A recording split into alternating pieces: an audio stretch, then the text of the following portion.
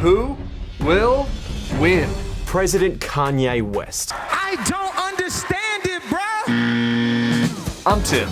I've been a Republican strategist my whole career. I love cutting taxes, babies, American exceptionalism, the Denver Nuggets, and RuPaul's Drag Race. And I used to go on TV to exclusively roast Democrats. But then all of a sudden, this racist asshole crashed my party, and things will never be the same. No, I don't take responsibility at all. This is Not My Party, brought to you by the Bulwark. Alright y'all, if you've been watching Not My Party since day one, you know my 2016 predictions were pretty shitty. He has no chance to beat Hillary Clinton. But I've been trying to be less of an arrogant asshole this year, considering my blind spots, looking at the data, and here's the deal. Now, here's the deal. Biden's in really good shape. Very, very clearly. For Trump to win, he's gonna need a massive surge of non-college white voters in a few key states, plus a better than expected result among voters of color. Possible? Sure. Maybe a 1 in 8 chance.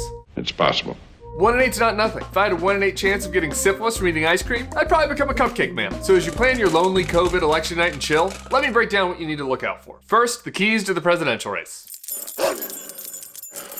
Let's start with the Flippables. There are 13 states that could possibly switch sides for 2016. There's 3 that Hillary won that Trump's trying to steal. Minnesota, Nevada, and New Hampshire. If he wins any of these, get ready for some boat parades because some crazy shit went down and it's gonna be a big night for the orange guy. There are 10 that Trump won that Biden's trying to take back. Michigan, Wisconsin, Pennsylvania, North Carolina, Florida, Arizona, Ohio, Iowa, Georgia, and Texas. The last 4 take Biden to the gravy train. If he wins one of those, we're in landslide territory and you can fire up the Twitch and start streaming Among Us with AOC. My sleeper to keep tabs on is Georgia. Trump's been spending an insane amount of money to try to save it, but in the early vote, turnout's up huge among black seniors, and Atlanta's gotten pretty darn blue.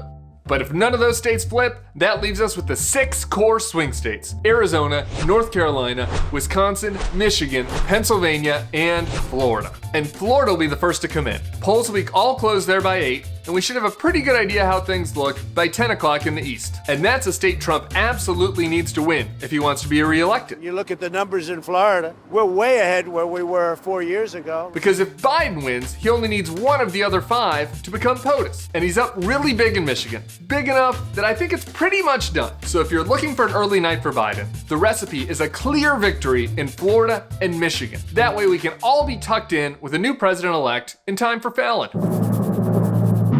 If Trump wins Florida, then things get a little dicier. Let's game out the scenarios. Presume I'm right and Biden wins Michigan. That leaves 4 states that'll decide the whole deal: Arizona, North Carolina, Wisconsin, and Pennsylvania. Trump would need to win 3 of those 4, while Biden would just need to win 2. Unless the 2 that Biden gets are Arizona and Wisconsin, while Trump gets Florida, North Carolina, and Pennsylvania. If that happens, we've got a tie. And it's 2020, y'all, so don't rule it out. It's a tie. It's a tie. The other thing to watch is the Senate.